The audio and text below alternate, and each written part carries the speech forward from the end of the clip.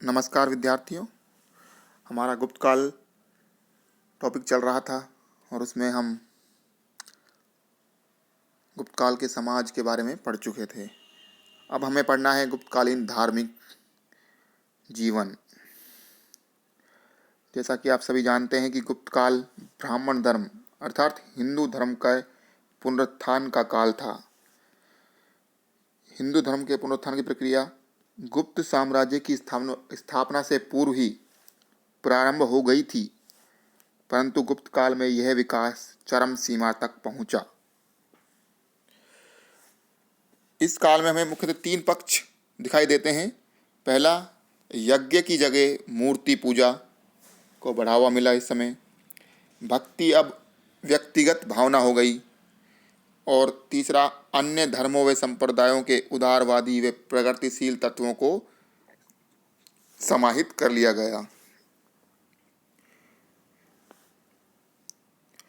हिंदू धर्म के 2 मुख्य संप्रदाय इस समय विकसित हुए थे, वे हैं वैष्णव धर्म और शैव धर्म। जैसा कि आप सभी जानते हैं कि गुप्त शासक जो है वैष्णव धर्म के अनुयायी थे। उन्होंने अपने सिक्कों के नाम के साथ परम भागवत जैसी उपाधियों का प्रयोग किया है। इसी समय त्रिमूर्ति ब्रह्मा विष्णु महेश की संकल्पना के बाद इस युग में 10 अवतार की अवधारणा भी सामने आती है, जिसे मत्स्य पुराण में उल्लेखित किया गया है। 10 अवतारों को किसमें किया गया है उल्लेखित? मत्स्य पुराण में उल्लेखित किया गया है। अब बुद्ध को भी विष्णु के 10 अवतारों में मानकर बौद्ध धर्म से साम्यता स्थापित की गई। वैष्णव धर्म गुप्तों का राजकीय धर्म होने के कारण लोकप्रिय था।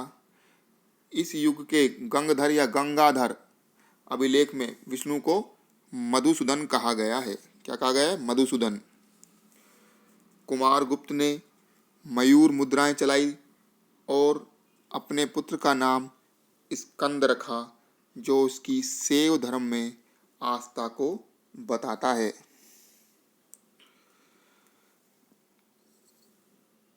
इस युग में शिव की मानवाकार तथा लिंग रूप में भी मूर्तियां बनाई जाने लगी।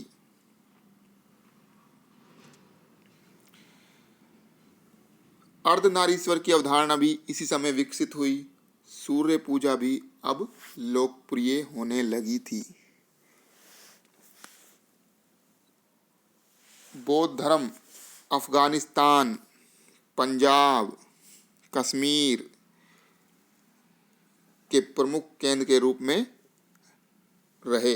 इस समय नालंदा विश्वविद्यालय की स्थापना कुमार गुप्त द्वारा इसी समय की गई थी, गुप्त काल में ही की गई थी, जो कि बौद्ध धर्म का बहुत बड़ा केंद्र रहा है। असंग, आर्यदेव, वसुबंधु, मैत्रेयनाथ व दिक्नाथ जैसे बौद्ध दार्शनिक गुप्तकालीन ही थे। इसी समय ये जो दार्शनिक थे इसी समय के हैं। वो किस समय के हैं? गुप्त काल के हैं। कौन कौन से? असंग, आर्यदेव, वसुबंधु, मैत्रेयनाथ व दिक्नाथ जैसे बौद्ध दार्शनिक। इस समय मथुरा व वल्लभी भी जैन धर्म के प्रमुख केंद्र के रूप में थे। हिंदू, बौद्ध और जैन तीनों धर्मों पर तंत्र विद्या का प्रभाव था। तो हम कह सकते हैं कि इस समय सभी धर्मों को समान प्रश्न से मिला और सभी धर्मों संप्रदायों को उदारवादी या प्रगतिशील तत्वों को लोगों ने अपनाया। हमें एक प्रकार की कट्टरता इस समय देखने को नहीं मिलती है धर्म के क्षेत्र में। तो ये एक धार्मिक उदारता का परिचायक है गुप्त युग। ठीक है ना। अब आते हैं हम गुप्त युगीन साहित्य पर। इस समय संस्कृत जो है राजभाषा के रूप में प्रतिष्ठित हुई गुप्त काल में।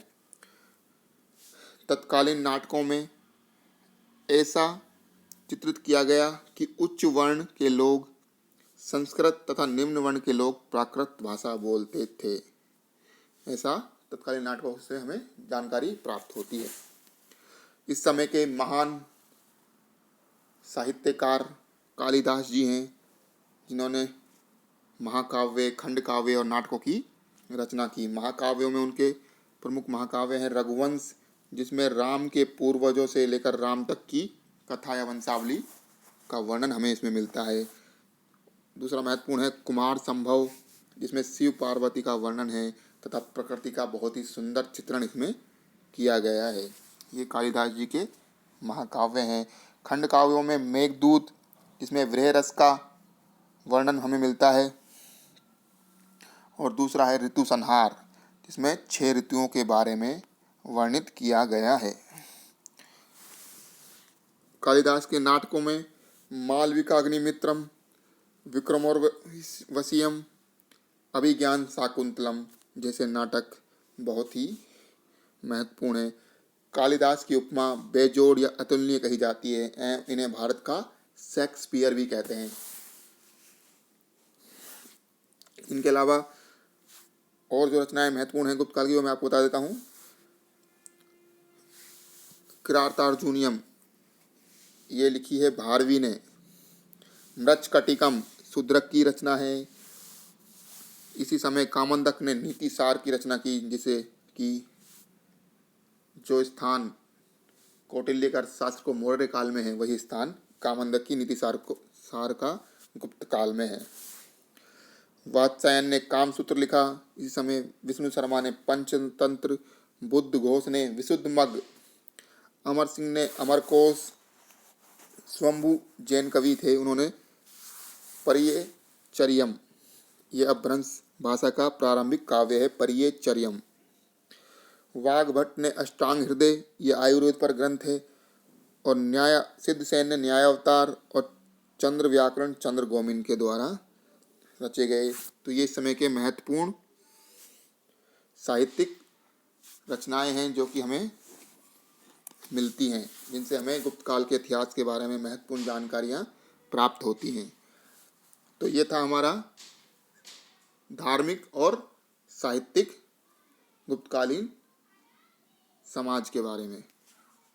आगे कला व विज्ञान अगले अध्याय में पढ़ेंगे। धन्यवाद विद्यार्थियों।